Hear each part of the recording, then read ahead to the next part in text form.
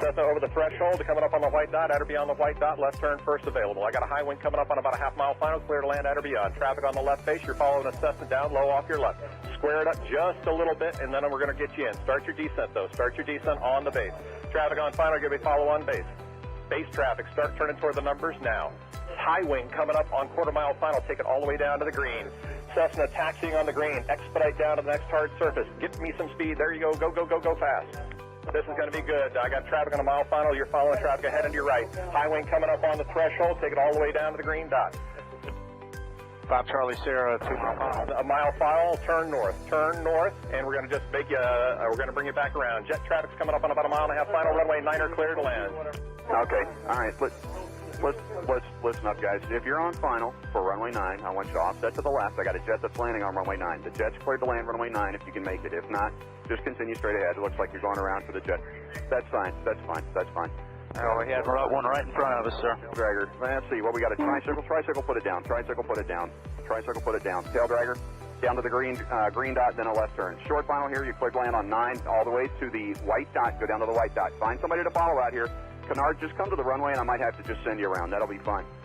And for the jet, you just want to stay in this pattern, or you want to go back out for an instrument approach? Stay in a pattern, Charlie Sierra.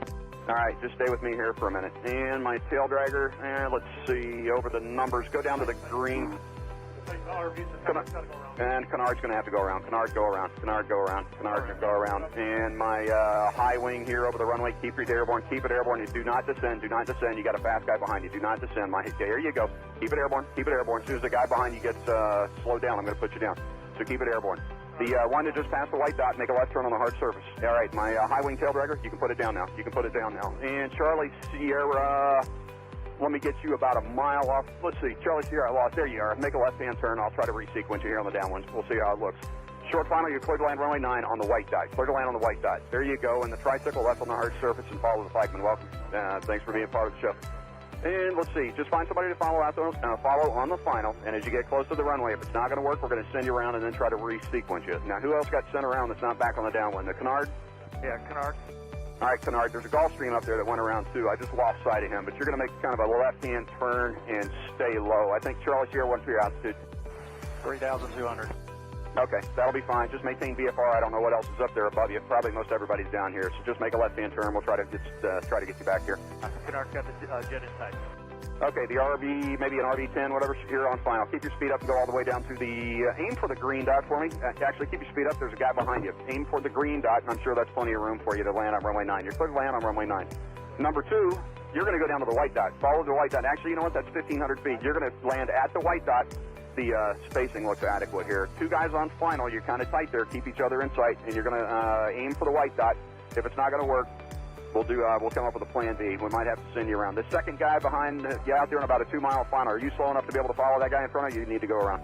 Well, I probably shouldn't ask that because I had about 5 guys answer me, so I should know better than that after 35 years, you would think, right? All right, so let me see. The guy who's number 1, it's number 1. What kind of airplane is he? An RV type. All right, RV type. Keep it airborne for me. Keep it airborne. And I got a fast guy behind you. The number 2 guy over the trees there. Go ahead and put it down on the numbers. Put it down on the numbers. My first guy just coming up on the numbers at the over the grass at the numbers. I want you to keep T-minus 1 minute and counting. Hello.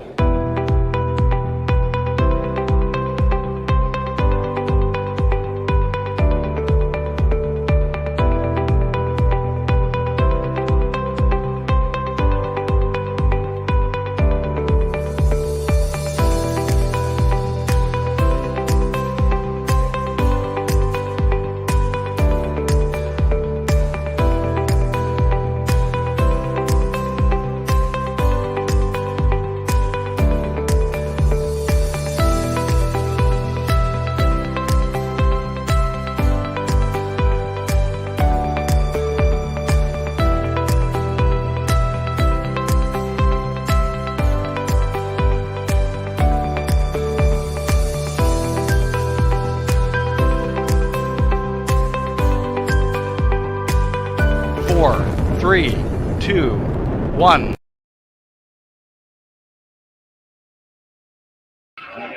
There you go. Hello. Hopefully this is all working. And welcome to Oshkosh and welcome to the Cirrustan. Thank you very much, Ivy, and thank you very much to two people who are standing over there, which is Jean-Sébastien Deligny and Laura Levavasseur, who helped us out at the last minute to get a whole load of cables and get this there, because Dunce here, who forgot his Dunce's hat today, managed to leave a critical cable. So, what's his name?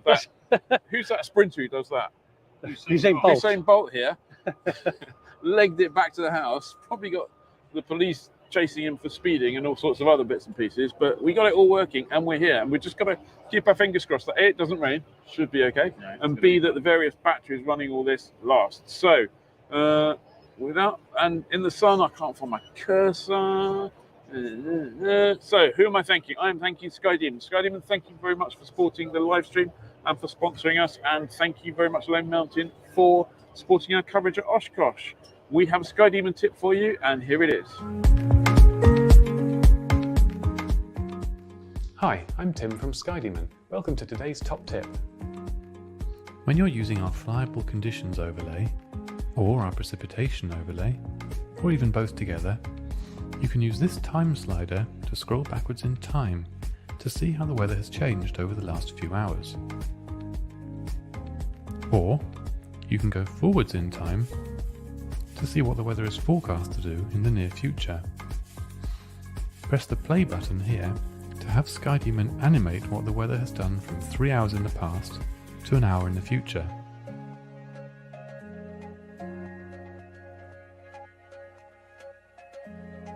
You can change the animation options from here in the weather menu. For more information on any of our features, go to skydemon.aero and choose Help and Support.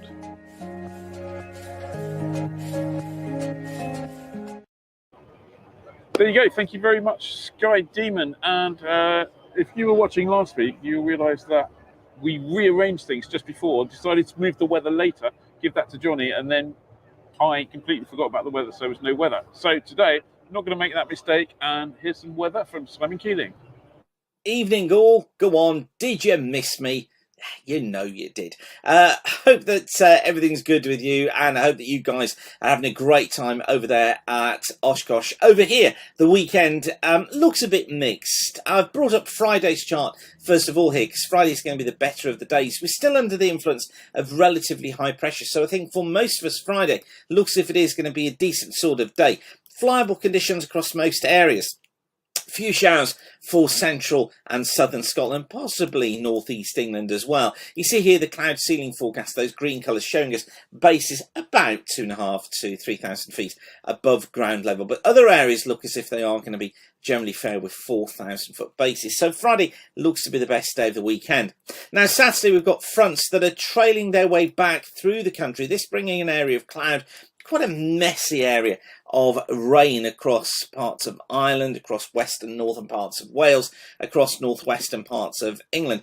Bases here may at times be down to about 1,000 feet, with tops up at about 10 to 12,000 feet. I think it's basically southwest Scotland, northwest England, and that northwestern corner of Wales that sees the lowest of the cloud bases, hill fog here. The further east you go, the better it is, although even across eastern England we could be finding some outbreaks of rain and bases here, 2,000 feet, tops about 8,000 feet. Across many central and southern and southeastern areas, better conditions. I think still a fair amount of cloud, but bases here are going to be coming in close to around 2,000 to 3,000 feet or even more, and I think we're going to be finding tops there at about 8,000 to 10,000 feet. Western Scotland seeing some outbreaks of showers. Eastern Scotland looking better. Northern and Western Ireland looking better as well, although always more cloud out towards the west. It's a real messy old day to come through Saturday.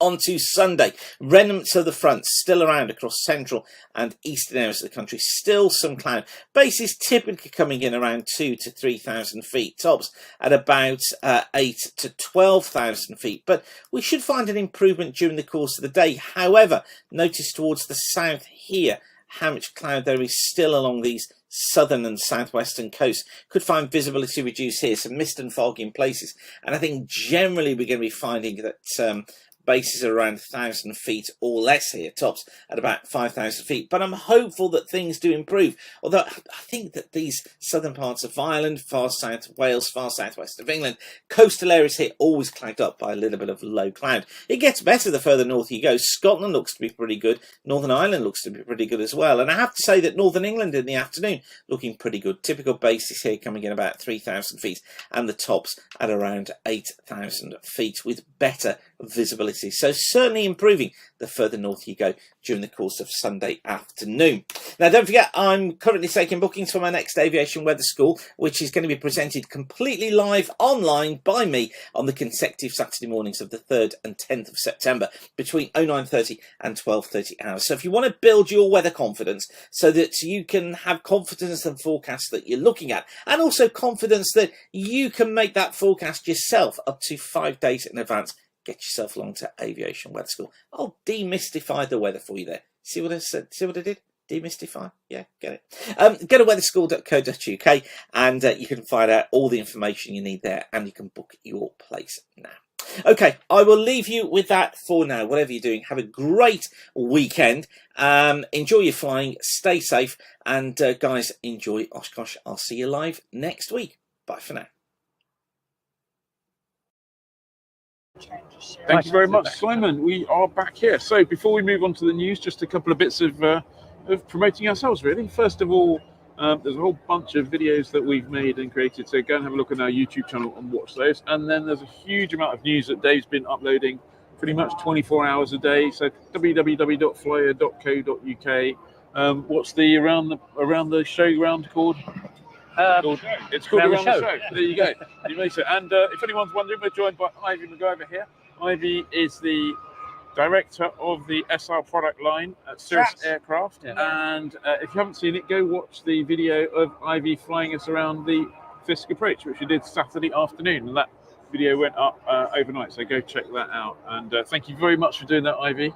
Thank you for coming over to our booth, hanging out with us for the afternoon, and coming flying with me. It's always great to go flying, and it's always great to hang out on the Cirrus booth as well. So thank you very. And I have to say, the internet is amazing. Without Cirrus, we couldn't really do it here. No, because frankly, although Oshkosh is amazing, Oshkosh Wi-Fi and internet and phone signal is not amazing. Right, time for some news. Dave, your story first, and sad news to start off with, I believe. Yes, it is a bit of a sad story. This is my auto cue, by the way. So the sad story is that Tom Poboretsny, who's a retired president and chairman of the Experimental Aircraft Association, he died on Monday, just as the show was started, just before the show started. He'd been ill for a very small amount of time. Tom was EAA president from 1989 till 2010, and of course was the last link with the Poboretsny family. Which family? Poboretsny. Poboretsny family, who kick-started the whole thing off. Jack Pelton, who is the CEO and chairman of the EAA, said, "It's not lost on us that Tom's passing occurred on the opening day of EAA Air Venture Oshkosh, the event he led into world prominence as its chairman beginning in the 1970s. Tom's legacy is tremendous in the world of aviation. He was one hell of a pilot as well. He was. He flew aerobatics and all sorts of things. He was a good pilot and obviously a good driving force." Yeah, he flew in 2 display teams, one with Pitts and one with Eagles, and both displayed, a great deal at Oshkosh. His airplanes are hanging in the museum, and just a short distance away from us. So, and his legacy, what an event! His and his father's legacy with EAA. It's amazing. Yeah, really. Yeah, absolutely. A very sad loss. It was his father Paul who started EAA, wasn't it? It was. Yeah. Yes. Yep. So there you go. Absolutely. Big news at the show was probably the RV-15. I think that's probably the biggest news there's been. It's been mad, really. I've talked to a whole bunch of people, and it's like, is anyone talking about anything other than the RV-15? Oh, Cirrus.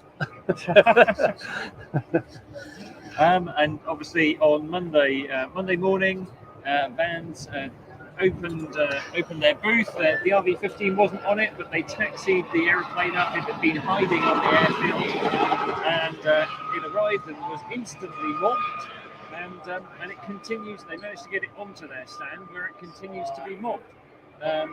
The crowd around it is just massive. Even last night after the night fireworks, there were still people looking at it in the dark. It's bonkers. Things we've learned about the RV-15 so far. The aeroplane that's here is the engineering prototype, and fans are still very keen to point out that there's a lot to change. This is really just a proof of concept of some of their ideas, but they're pretty happy so far. The aeroplane is pretty much achieving its goals in terms of handling, speed, and the like. Rumoured numbers we're hearing, they're not keen to talk about certain things so far, but I've heard of a rumoured cruise speed that they're definitely getting close to 140 knots. If not, they've already achieved it. Stall speed, they said, until they've got the final production prototype aeroplane flying, they're not going to give a stall speed, but they are very confident on some reasonably numbers for that. It's got huge flaps. It has got huge massive flaps. Flaps the size of doors in my I can't house. remember whether they're 40 or 50 degree, but they are massive. They are manually actuated. They're aiming for a useful load of 900 pounds. It's powered by the Lycoming IO390 EXP 119, which is 215 to 18 horsepower. Definitely 2 seats, possibly 2 plus 1 or 2 plus 2. An enormous baggage space. The doors are massive. You can put full-size mountain bikes in through the door. There's still a bunch of development flying to do with it. Talk of kits being available in 12 to 18 months. Normally starts with an empennage kit, but possibly may start with the wing kit. And no price is decided yet, but I'm going to go out on a whim and say when they open orders for this, they'll probably get 1,000 orders for kits in one day. So. Wow! Ooh, I think that's a big limb that you've gone out on that. That's a bold statement. That is a bold statement. I think I could go for that.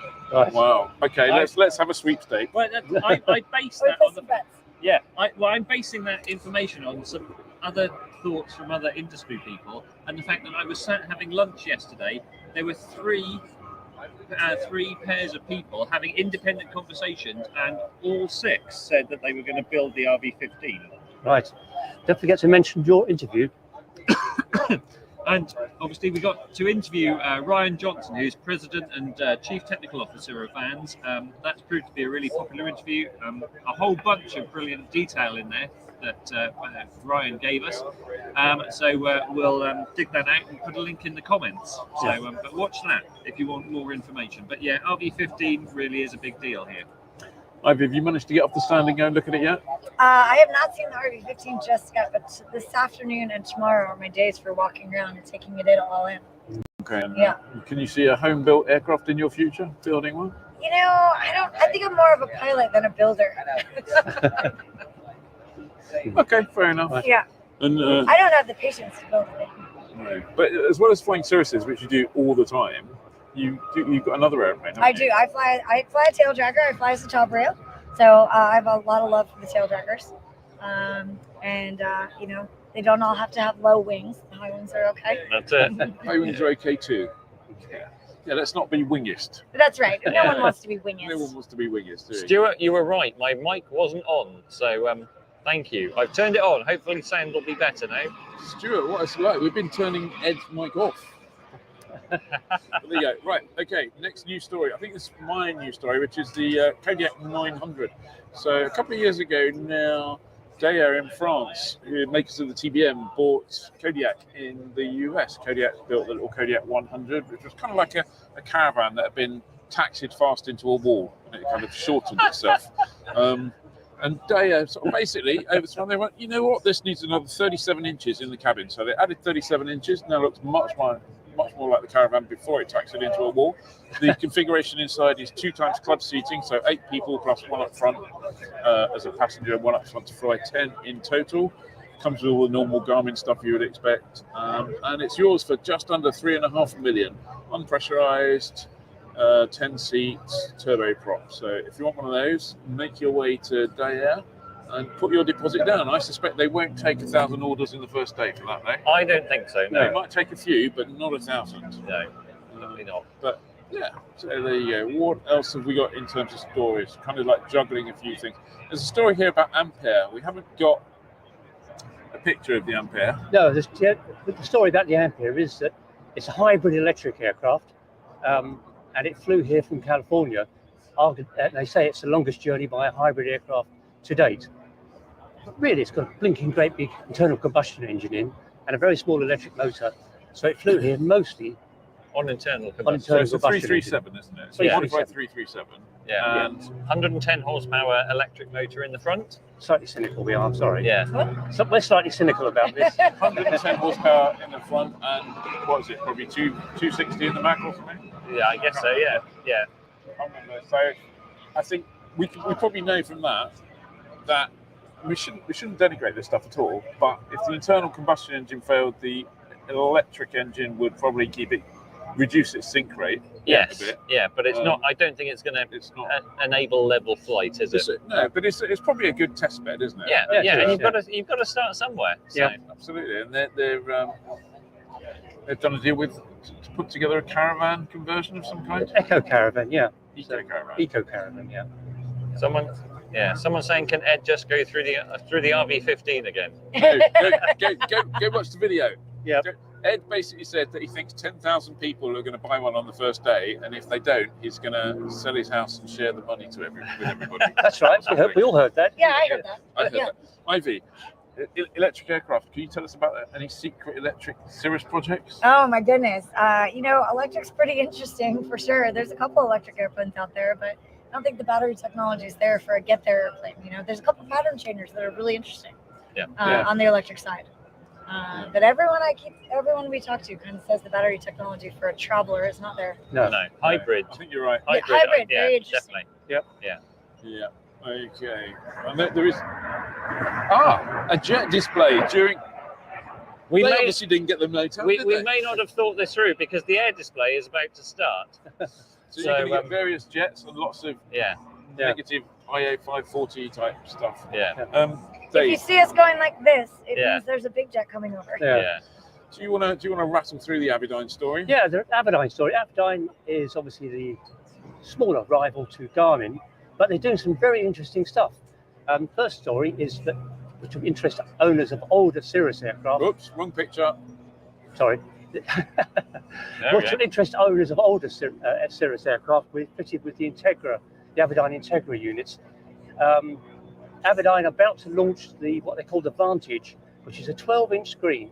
The original is a 10-inch. Somehow they've managed to squeeze a 12-inch in, and they're going to be available from the end of this year. The other thing that Avidyne is doing, which is really very interesting, is they're working with a Swiss company called Daedalian, and they're producing what they call pilot eye.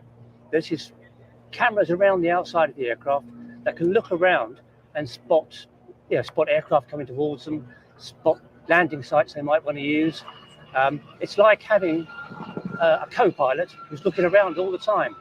They're working with this company Daedalian, and they're developing these cameras to work with artificial intelligence to kind of spot anyone heading towards. It's a bit like traffic detecting, but see and avoid rather than trying to pick up a beacon. So I reckon if that ever comes to fruition, the best test of it is going to be let's go fly the Fisk approach on a really busy day. On a really busy day. See if the AI co-pilot if steam starts coming out of the vents. Avidyne did talk a bit about this last year, but now they're actually seeing the end of the process, and they're going to go for certification by the end of this year. So that's excellent. That's pretty bold, I think. Certification by the end of the year on what?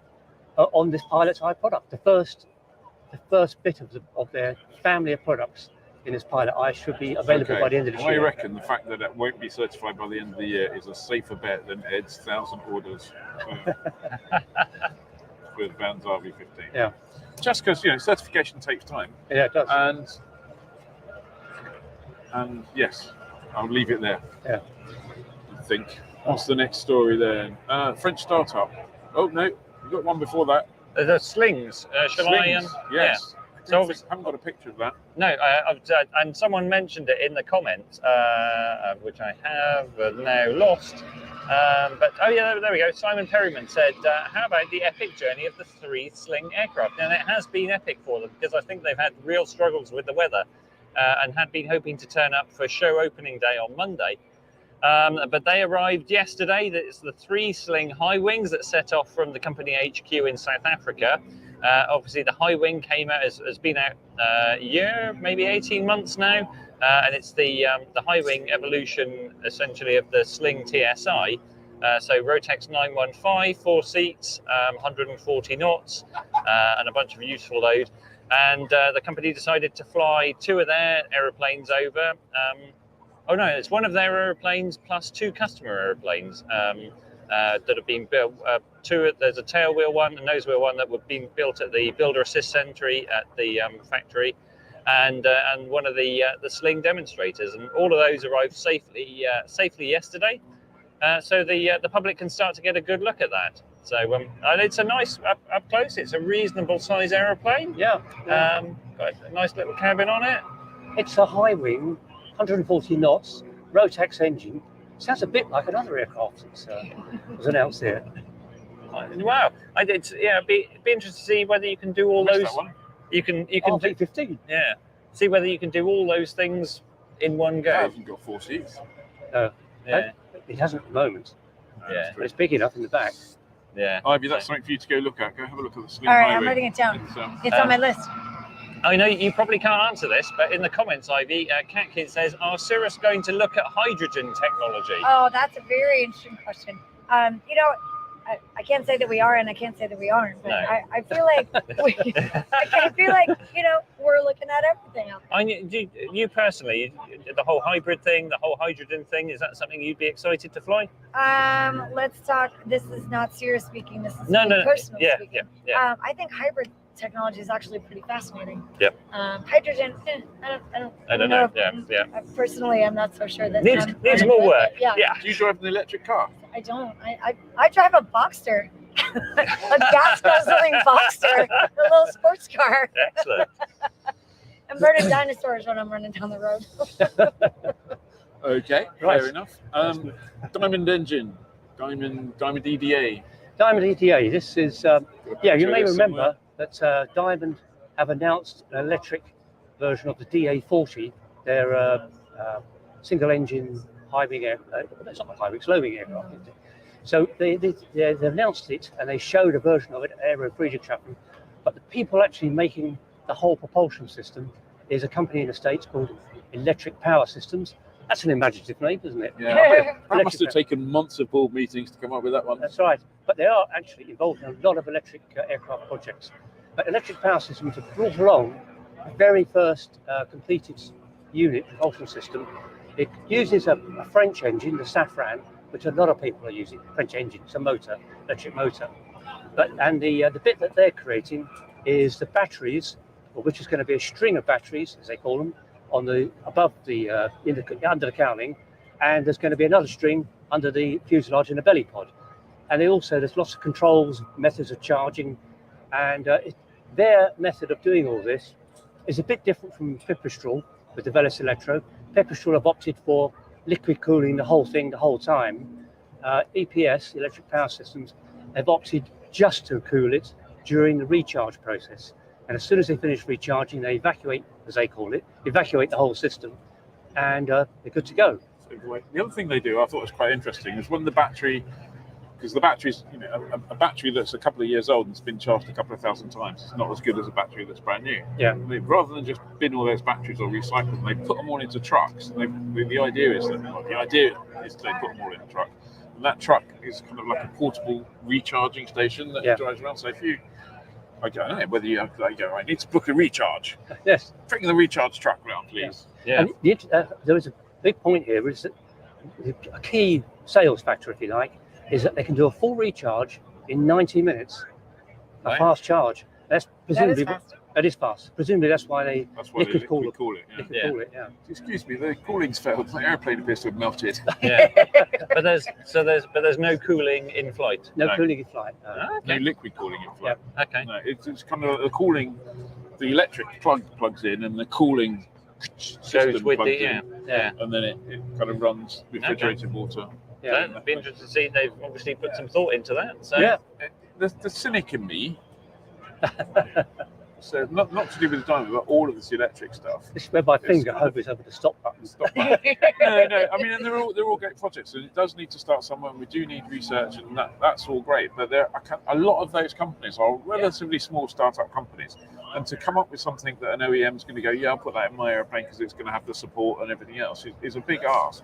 So I think a lot of them are kind of like hoping to develop some funky technology that they'll then become an attractive proposition for a larger company to buy. Yeah.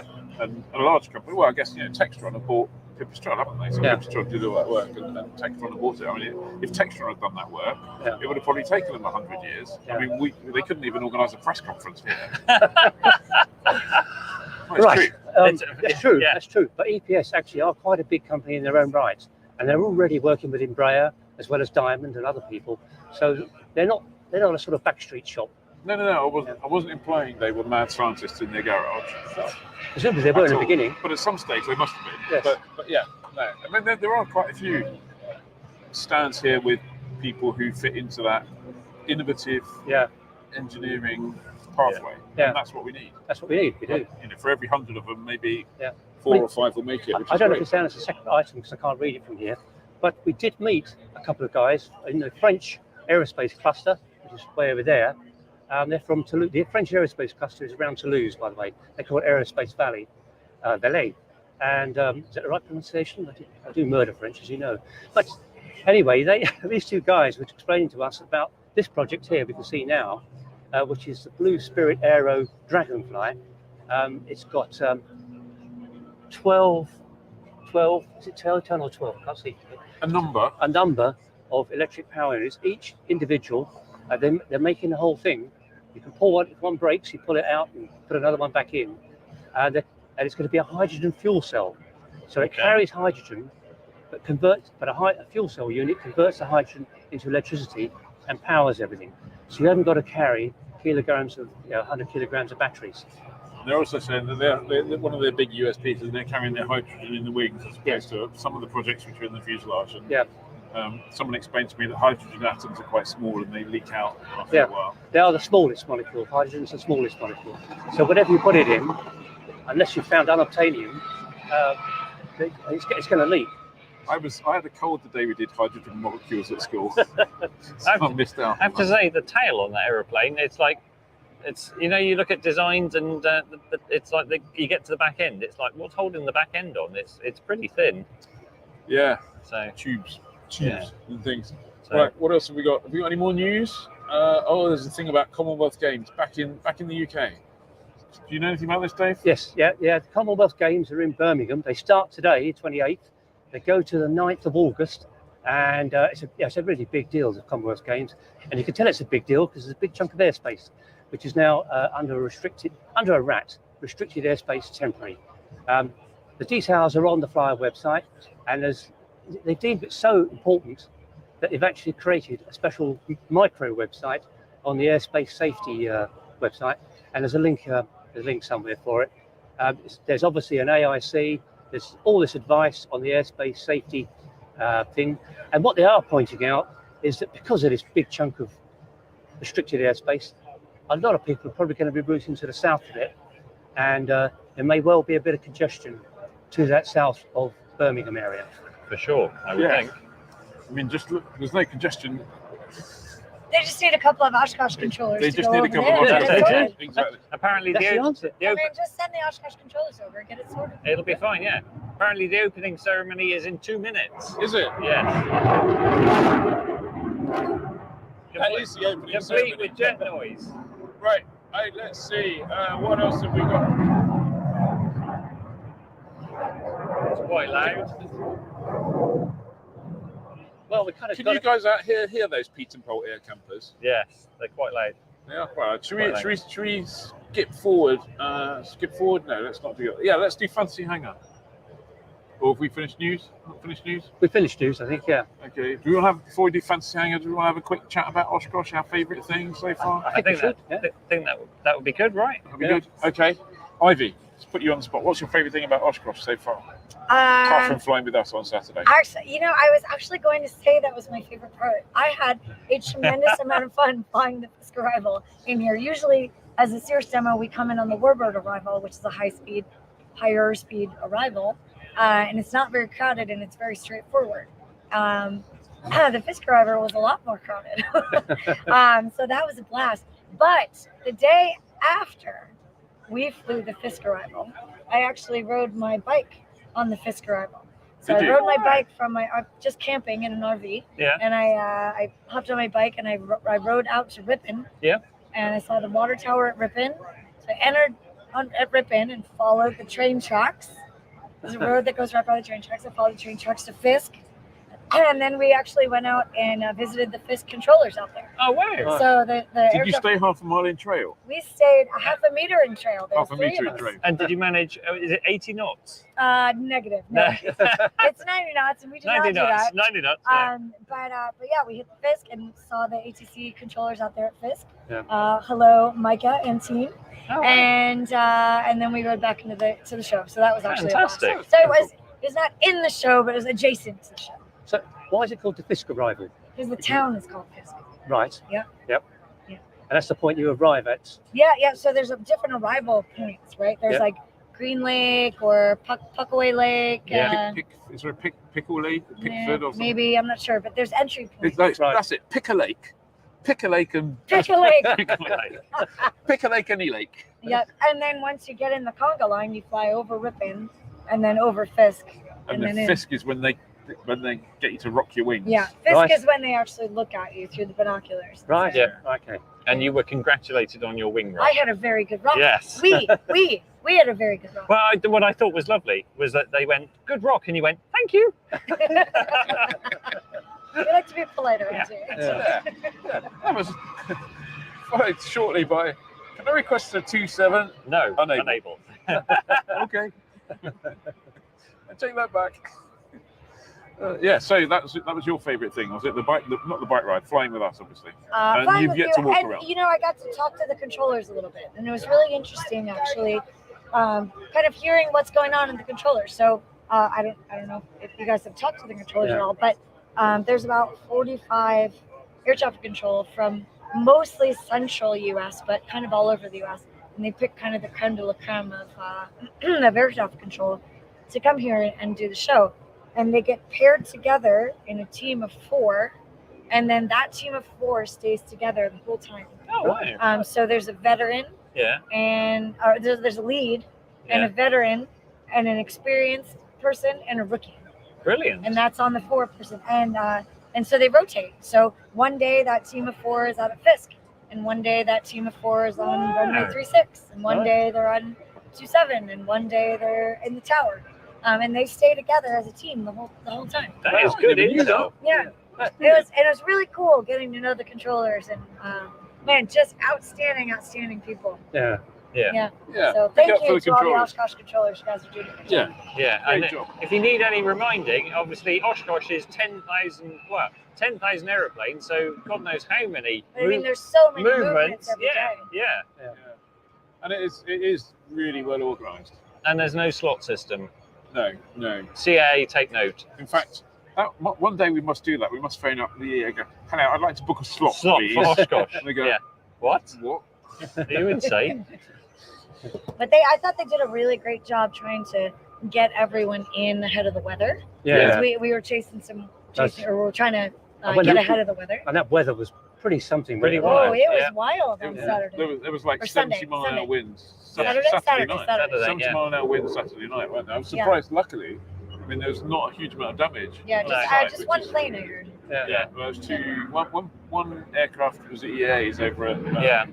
And there was across the home built field, there was kind of 7 or 8 airplanes with rudder damage and things like that. Yeah. Oh, so there was also there was something that was kind of loose and parading around Boeing Plaza, wasn't there? Oh, crashed into a jet. Into a Phenom, which has actually got a sticker on it saying "Please don't sit on the wing," which is probably that sticker covering the dent. The dent. Yeah. So, Dave, your favourite? Well, there are so many things to see at Oshkosh, and until this morning, my favourite bit was the vintage. But this morning, Ian and I went for I went around the Warbird area, which they call Fighter Town, and well, you can't help but be blown away. Yeah. There are so many aircraft there. There's more aircraft there than are in most countries' air forces. Yeah. And they're all, most of them are in phenomenal condition. There's every type. We counted at 1.4 Corsairs. Yeah. Oh yeah. Four Corsairs. I think I saw 2 Tiger Cats there this morning. Yeah. A Bear Cat, a Hell Cat, a Wild Cat. There was a Lysander. The Lysander. There's an incredible restoration of an ME-109. You'll see a photo of it on Flyer. It was pulled from a Russian lake, restored. I mean, it must have been millions of pounds of restoration and something like 10 years. And this thing is perfect. Yeah. Still flying with its original Daimler Benz That's engine. amazing. 10 years, because that's basically the time of an average annual, isn't it? So, but no, the Warbirds. If you come to Oshkosh for one thing, which of course you don't, you come for lots of things. You come to Oshkosh for one thing, you must walk around the Warbirds. it was outstanding. I'm not a die-hard Warbird fan, but the Warbirds were just outstanding. The sheer volume. And you probably didn't even. Lots of people missed the fact that you've got the amazing bit of Warbirds, which is the P-51s and the Grumman Cats and all that kind of thing. And there's a section where the bombers are and some of the Korean stuff and another thing. But behind that, there's all the trainers and the liaison aeroplanes, and it's huge. T-34s. T-34s, T-6s. And there's even one corner where they have a reenactment of what a forward base would look like during World War II, I guess. Yeah. And it's just so detailed and so realistic. I guess most of the people there are probably there originally by the look of most of them. I'm not going to get changed. I can feel a reenactment gig coming up in Oshkosh in 50 years' time. Yeah. No, but it is so well done. It's brilliant. And the other thing that happened on the way back from that, we were driving along, we went, hang on a minute, it's a couple of Bulldogs. They're Mark Greenfield's Bulldogs. Ultimate High Bulldogs. Ultimate High Bulldogs. So we had a chat with Mark, who was flying one or both of them, I'm not quite sure. Brilliant. A different Mark. Okay. FaceTime greeners at the same time. Excellent. Oh, very good. Oh, look at your airplanes. That's it. Julian Treadwell said, I'm seeing a UK registered SR-22 a few miles northwest of Oshkosh. Well done. I know, yeah, that's a good job, isn't it? No, there is a Vision Jet parked on the grass in the South 40, and they flew it here from Germany. Wow. Yeah, Okay. they took 3 weeks and just like had a party all the way across. And that is cool in a Vision Jet, but also from Germany is a young woman in her 20s who flew from Germany to Oshkosh in her Grumman AA5. Oh, that sounds amazing. Wow, what an epic trip. Yeah.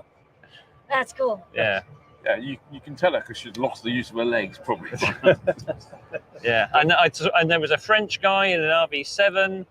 There's a Swiss guy in an RV6 and a German guy in an RV8 as well that have all made it as well. So, brilliant. That's quite a pilgrimage. It is quite a pilgrimage. Yeah. You need to do it the other way.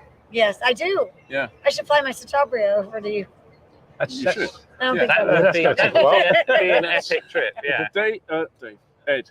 Home builts for me. Well, it's home builts or vintage. Difficult to kind of toss up, but just in the home builts, it's amazing because Oshkosh is all about it, for a large degree, all about home building. The Poporesnys were keen to promote that kind of experimental spirit of home building, and if they could see now the fact that you've probably got 1,000 plus home builts out there that are all absolutely superb, of enormous variety. You've got turbine stuff, pressurized, canards, and obviously there's obviously a massive array of RV stuff. Yeah. And just you walk through it, and just the sheer quality and workmanship, and what the field represents in terms of kind of builder persistence, and it just grows every year. Yeah. And it's I heard someone talking about the fact that at one time Oshkosh, to a degree, was what's new from the certified guys, but obviously now, really, a lot of Oshkosh is about what's new from the home build guys. Yeah. It's serious aside, you guys started with home builders as innovators. Absolutely. And I think that 30 or whatever. Yeah, the VK30. Yeah. And you've been. I saw a Facebook post. It compared your first booth, because you've been coming here 30. Is it 30 years? 1987. 25. 1987 was the first year we came. Yeah. Yeah. What's that? 20. Episode 25. 25. Yeah. But yeah, obviously the two. No, more than 25. More, Yeah. 35. Yeah. So that No, more than that. And that, yeah. So it's probably that kind of pioneering. Somebody do the maths and put it in the comments. That's it. Which, yeah. It is 35. It is 35. Yeah. But yeah, it's just very impressive. Yeah. Yeah, and you think, yeah, and it's fair to say that the enormous force that Cirrus is nowadays came from the two brothers' kind of home building spirit. They were kit builders, Yeah. right? And Yeah. they wanted to build a kit that people wanted to build. Yeah. But then they also realized they wanted to build. They wanted to fly, and they wanted more people to fly. Yeah. And the way to do that was through certified. There's a great picture somewhere of Alan and Dale in their youth in shorts in a barn. And tube socks. And tube socks. Yeah. Yeah. Yeah. I think I still got those. They probably do. Yeah. So what's your favourite, Ian? What's your pick? You know what? I haven't got an absolute favourite, but the thing that gets me about someone like this is a little bit Ed was talking about earlier, the quality of the airplanes, whether they're restored aircraft or home-built aircraft or vintage aircraft, or it's just astounding. I mean, really. Not to do the UK down, but you turn up at UK fly-ins and you might see a handful of lovely aeroplanes. You come to Oshkosh and just the sheer volume of loveliness. Yeah. I mean, I think the saying, someone in the US phoned me up and said, "Oh, I'm thinking of buying this airplane. Could you have a look at it for me? But I'm only interested in what he described as a cream puff or something of an airplane. An absolutely perfect.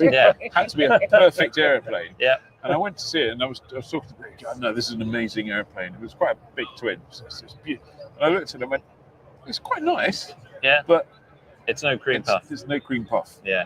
But there's Oshkosh and is. He said, I want a perfect airplane. Yeah. I said, I'm not going to buy anything that isn't perfect. And Oshkosh, you can find. We were looking at the Lockheed 12 out on the field yesterday. Yeah. It's just Magnificent. astonishing. Yeah. I mean, someone has spent a long time with the toothbrush and Out there polishing it. out there polishing it. I mean, unbelievable. Yeah. Unbelievable. So Good.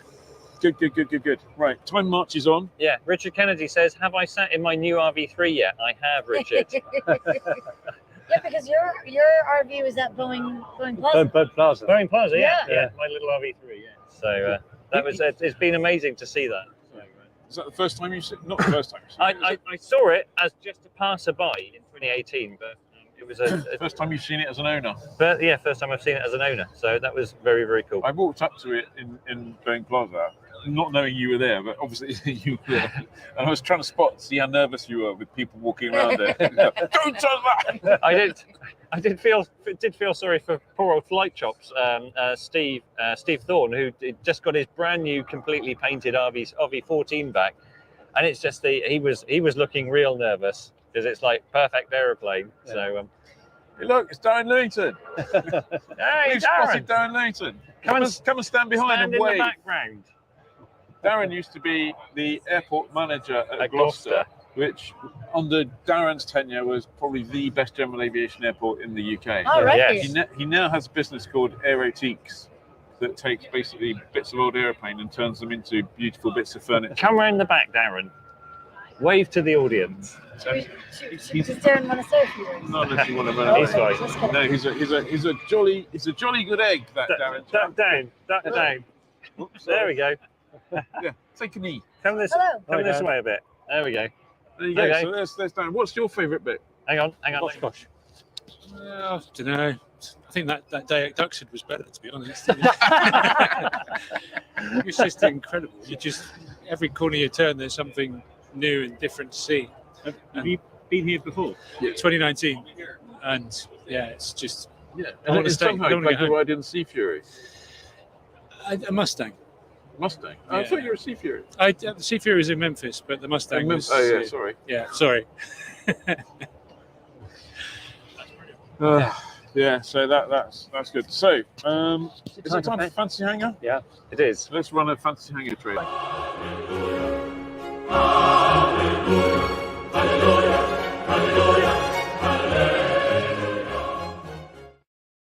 Need to be a bit careful about that because over there's a whole row of missionary aviation people. So So too many hallelujahs, and they'll be coming this way. Okay, so the idea of this was that we'd all pick our favourite aircraft at Oshkosh, wasn't it? That's it. And I don't know why I'm explaining this, because that's normally your job. Yeah. I was going to work onto the technical issue we have with it. That's it. Yeah. So we've all picked our favourite aeroplane at Oshkosh, and we went and made videos. And there was a little bit of a rush to get sorted for this. So I suspect there's some videos for some people, and there may not be a video for me. There isn't a video for you. There isn't a video for Ivy. Ivy doesn't even know what the question is. And Darren Lewington, who's standing there, has just I'm feeling confident. Okay. So we're going to go with Dave first. Let's play Dave's video first. So this is my choice for Fantasy Hangar. It's a beautiful aeroplane in my opinion. It's a Great Lakes based on a 1930s design, but a modern build. And it's certified as well. 2-place, you can go places with it. It's got a load of plus 5.4, minus 4. That's enough G for me. Any more than that and I'll be vomiting. So this is my choice. Absolutely stunning. One of these, please. Okay, there you go. Great Lakes for... Yeah. I do like that. That's a nice aeroplane. It's not huge. If you look at a Waco, the big biplane. That's big. That's big. That's big. The Great Lakes, made by the same company, of course. Yeah. But it's a nice, manageable size. You could get it into a UK size hangar. How do you say? Is it Waco or Waco? Waco. I always call it a Waco. Waco. Yeah. Okay. Oh, I've been calling it Waco all week. I mean, I could be wrong. Waco is a place in Texas. That's true. Where there was a massacre. Yes. Yes. Yes. David. Someone. Correct. Yeah. There you go. Waco is how Prince Charles would pronounce it, isn't it? Exactly. Waco. Oh, like a Anyway, here's my choice. So, fantasy hangar. What would be mine? Well, clearly it would be this beauty. I mean, who wouldn't want an A10? You know I said I wanted the A10? Well, look at this shiny thing. Globe Swift. Definitely. I think I'll go for the Globe Swift. Maybe the A10 too. It's fantasy hangar, so maybe there's room for both. And actually, there was a third one, which was that absolutely gorgeous Lockheed 12A that I couldn't easily find the video in time, I'm afraid. So okay. I'm having 3 airplanes. I want the A10. I want the Globe Swift. I've always really loved the look of Globe Swift. I like Globe Swift, and there's lots here. And the Lockheed 12A, just in case I've got more than one friend ever. Okay then. So my fancy hangar, obviously, I didn't get my video uploaded, but I'm going for the RV15. There's a surprise. It is, but to be fair, fancy hangar, we don't put the things in that we've already had, and I've had lots of things that are here for fancy hangar. So picking something new, yeah. The RV15 is it's as a builder, it's out of everything out there that's on the home built options at the moment. I really like it. So 2-seat high wing aeroplane that's going to be a bit fast, and it's about they kind of reimagined the whole backcountry thing by making it more accessible. You know, you don't need big tires. They've given you sensible suspension, reasonable size wheels. You don't need to fly in a ridiculous deck angle to land. You haven't got horrible wobbly tires. Exactly, yeah. Deck angle. Oh, that's a bit one. Well, that's it. Well, if you walk around and you see all these STOL equipped aeroplanes, they all sit at bonkers angles. Yeah. And that's a relatively different. That adds to your risk factor. Yeah. Hi, Kia. When you're flying. Regular visitor, Kia there. Kia, if you've ever seen. If you've ever seen Kia Williams in the comments, Kia Williams is having his first Oshkosh experience. He's been here since Saturday when he arrived in the middle of the storm. And camped. That's it, and camped. But yeah, RV15 for me, it's going to be a while, but I know I have to build it, but I definitely add one of those to my fancy hangar. And I think a lot of people are going to do that too. 1,000 of them on the first day. Yeah, I take that. You may not have heard that when my mic was off, but my bet is that when they open the orders, I reckon potentially 1,000 orders in a day. Ivy.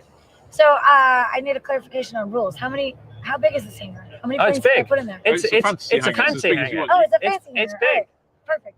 So in my fancy hangar, the 195 hands down. Oh, absolutely. Nice. That's the first thing that goes in there. But also like a Cub on floats. Yeah. J3. And I don't know, maybe one of those new Kodiak 900s. Oh, okay. Yeah, I could fit all my friends and all my bike in there. That's true. Yeah. Does a Darren? carbon floats actually fly? Yeah. Yeah. I mean, surely it's not. That's what I got my seaplane rating in, is a carbon float. Me too. Jack Brown. Yeah, no. Which Jaws? No, it's Seattle, Kenmore. Okay. Darren, come on then. What's your There was fancy? a carbon floats with a machine gun. Oh. Yes. That looked really cool. Was that like for braking or something? I could see that being put to good use with sort of landing fees and Yeah. high-vis Yeah. vests and things. Yeah, absolutely. But Howard 500. Oh, yeah. Just a beautiful thing. Everything. There's everywhere you turn, there's something Everywhere you- amazing. Yeah. Need You a know bigger fancy hangar. It's a bit like the equivalent when you first go to Rome. You go around the street corner and there's another church, inevitably, and you go in to take a look, and it's absolutely amazing. Oshkosh is like that. You go around each corner and there's another airplane, and it's absolutely amazing. Yeah. It's just like water, and there's so much aviation going on that by the end of the week, there's like, oh my God, there's like 6 Mustangs or half a dozen T6s going around making a whole load of noise, and you just go, yeah, I've seen that all week. Yeah. Yeah. Yeah. No, absolutely. Good. Well, what have we got in the comments then, Ed? Hang on. I'm working on it. Hang on. So, first things first. Stuart Rue says Oshkosh has made Dave cool with his cool shades and his cool aeroplane. Well done. Well done, Dave. Derek Ings is obviously not watching the right live stream because he said Johnny wins. What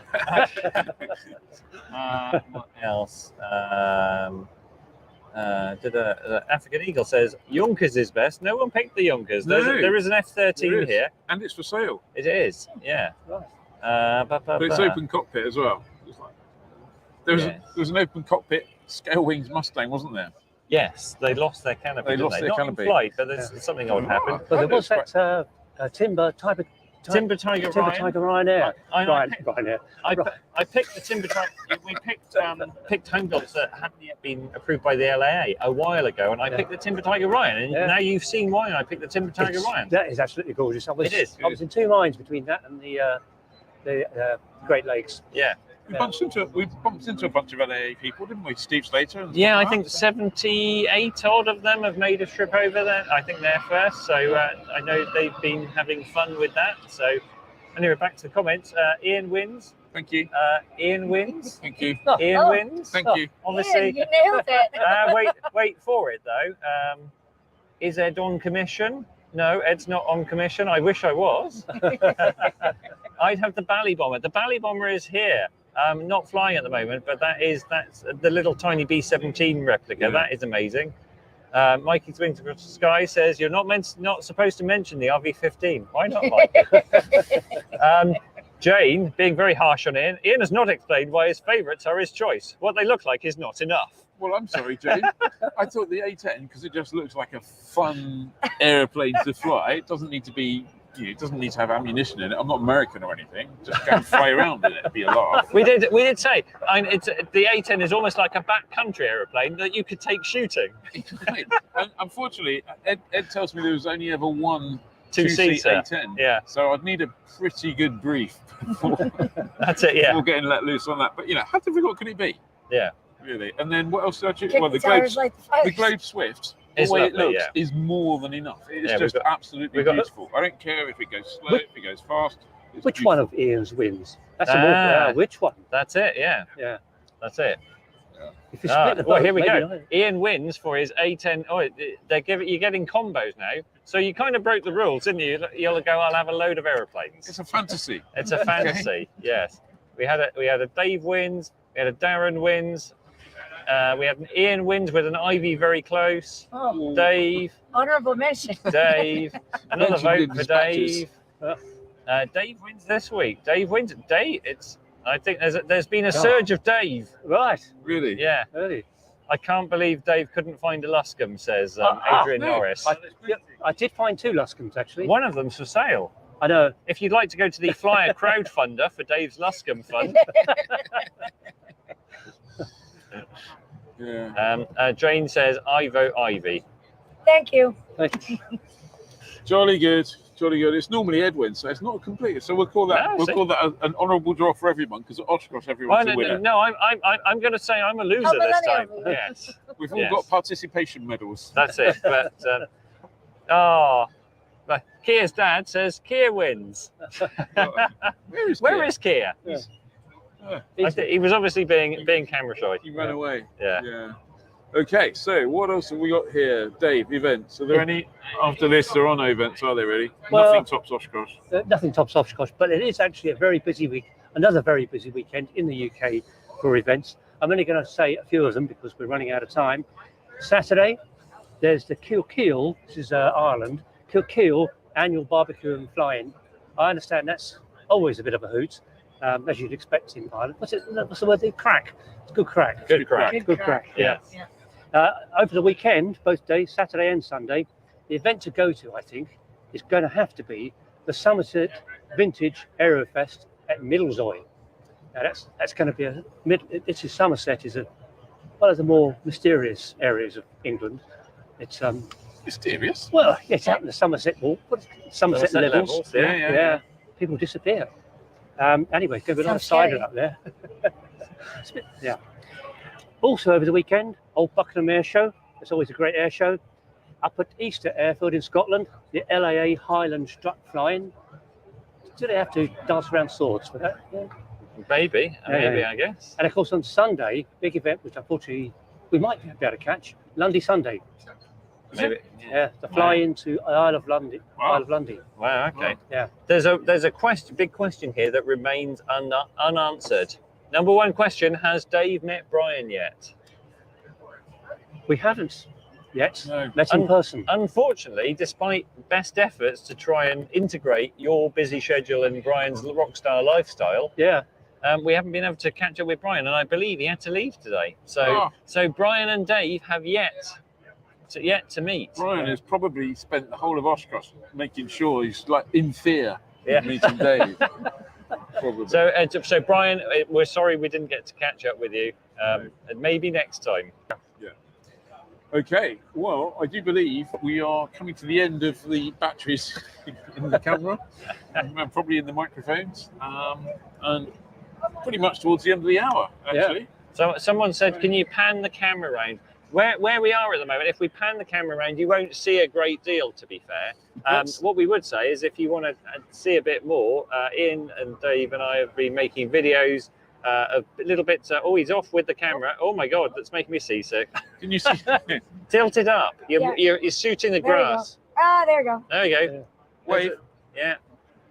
There we go. And turn around. Keep turning. Which way? Yeah, that way. There we go. There's some aeroplanes here, as you would expect. Some overexposed aeroplanes, at least. And there we go. There's Cirrus's back stairs. Yeah. Are you going to wave our? That's it. Our team? No, you're on. No, it's live. You're live. Come back this way.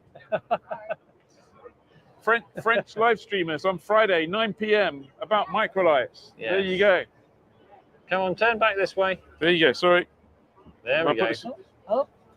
Yeah. There we go. See you back. Is that okay? Yeah. Yeah. Well, go backwards a bit. That's it. That'll work. There we go. There you go. Right. Good. There you go. Good. You'll have to go behind Darren. You're not in the shot I'm anymore. not in the shot. Let me go over here. So close. Get them on my knees. Yeah. This is what happens when it's live. There we go. Oh, it's a bit of.